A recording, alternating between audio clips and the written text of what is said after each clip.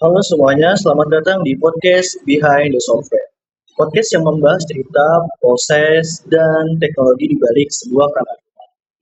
Pada episode kali ini, kita akan membahas sebuah website bernama Aspira, yang merupakan singkatan dari aspirasi siswa. Website ini memiliki berbagai fitur menarik, mulai dari pengisian data digital, input suara, avatar anonim, foto, hingga penyimpanan data secara online. Dan tentunya saya tidak sendirian, sudah hadir tiga narasumber yang akan berbagi cerita mengenai proses pengembangan website Aspira. Sebelum kita lanjut ke pembahasan, saya akan memperkenalkan diri sebagai host. Saya Ardi Lesmana dan saya Ahmad Al-Fauzari. Saya Ridho Febriano Majid. Saya Aldi Braga. Sebelum membahas lebih jauh, saya penasaran nih, kenapa kalian memilih nama Aspira?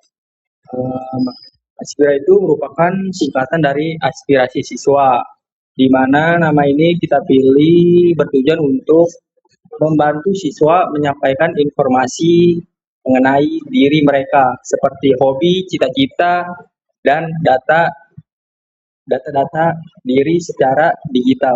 Oke, berarti nama Aspira sendiri memang menggambarkan tujuan utama dari website ini ya? Betul sekali. Kami ingin nama yang singkat, mudah dimengerti, dan sesuai dengan fungsi aplikasi yang kita jalani. Kalau boleh dijelaskan sebenarnya Aspira itu seperti apa? Jadi Aspira itu merupakan website yang digunakan untuk mengumpulkan data siswa secara digital. Nah, terus juga penggunanya dapat mengisi nama, jenis kelamin, sekolah, kelas, jurusan, hobi, dan cita-cita. Seluruh data tersebut nantinya akan tersimpan di database secara online. Jadi bisa dikatakan Aspira itu seperti formulir digital. Benar, bisa disebut seperti itu, tetapi kami mencoba membuatnya lebih menarik dibanding formulir dengan berbagai fitur tambahan. Mengapa kalian membuat website ini? Karena proses pengumpulan data siswa masih banyak dilakukan secara manual. Dengan Aspira, proses pengisian data menjadi lebih cepat, lebih praktis, dan data dapat dikelola secara digital. Oke. Berarti tujuan utamanya adalah mempermudah pengumpulan data siswa. Betul sekali. Oke, baik. Sekarang kita akan memasuki bagian teknis. Teknologi apa saja yang digunakan untuk membuat Aspira?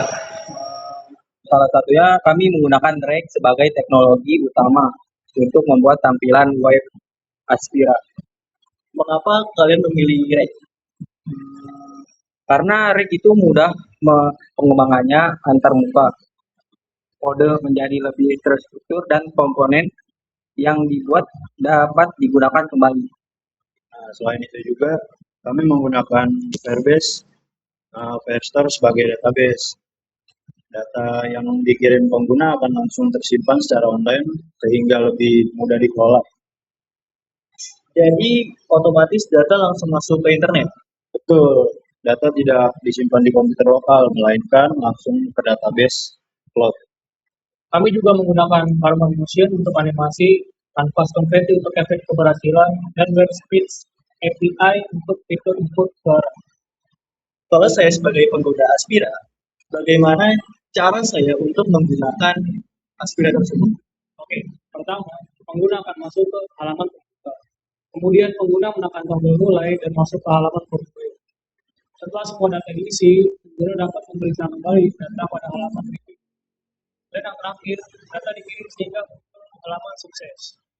Jadi pengguna bisa mengecek kembali datanya sebelum dikirim. Betul, sehingga kesalahan pengisian dapat dikurangi. Oke, terima kasih. Menurut kalian, fitur apa aja sih yang paling menarik dalam Aspira?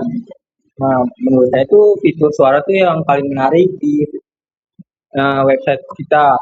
Pengguna dapat mengisi data menggunakan suara dan sistem akan mengubah suara tersebut menjadi teks. Berarti pengguna tidak perlu mengetik semuanya dong. Betul, hal itu membuat proses pengisian menjadi lebih cepat. Kalau menurut saya adalah fitur avatar dan fitur foto. Pengguna dapat memilih avatar apabila ingin menggunakan foto asli. Selain itu, tersedia sebagai fitur seperti hitam putih, vintage, sepian, dan lain sebagainya. Oke, menarik ya. Jadi pengguna memiliki beberapa pilihan. Betul sekali. Kalau menurut saya fitur yang paling penting adalah penyimpanan data menggunakan Firebase. Karena data dapat tersimpan secara online. Oke. Selama proses pengembangan, apa aja kira-kira tantangan yang kalian hadapi selama kalian membuat website tersebut? Tentu ada tantangan tersendiri. Salah satunya tantangan terbesar adalah mengubah beberapa fitur dalam satu aplikasi.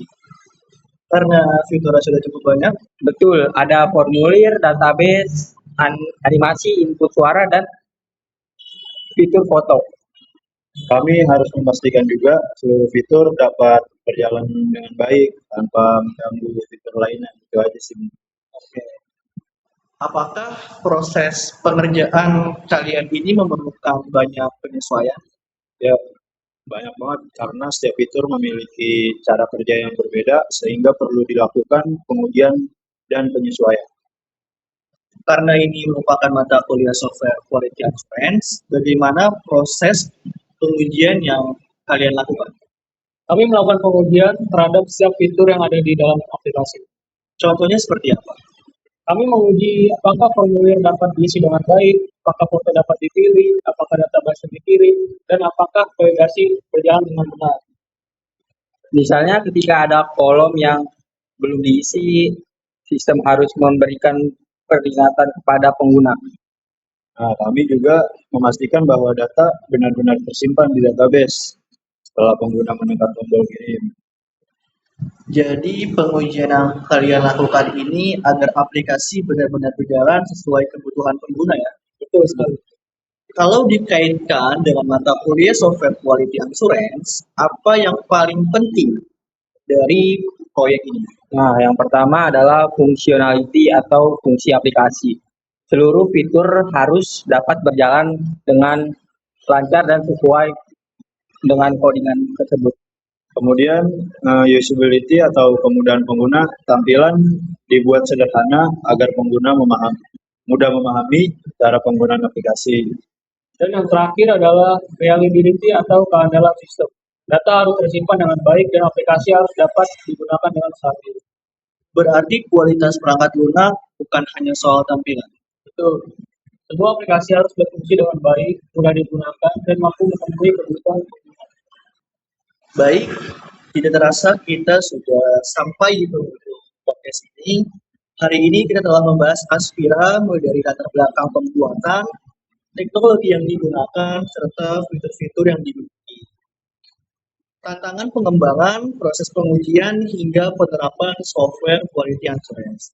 Terima kasih kepada seluruh narasumber yang telah berbagi pengalaman dan pengetahuan pada episode kali ini. Terima kasih banyak telah diundang ke podcast Behind the Scene. Oke, dan terima kasih juga kepada pendengar, penonton yang telah menonton atau mendengar podcast Behind the Scene. Terima kasih. Every day brings new light to help us on our way. Always taking my breath, whether sun or rain. The wind will carry us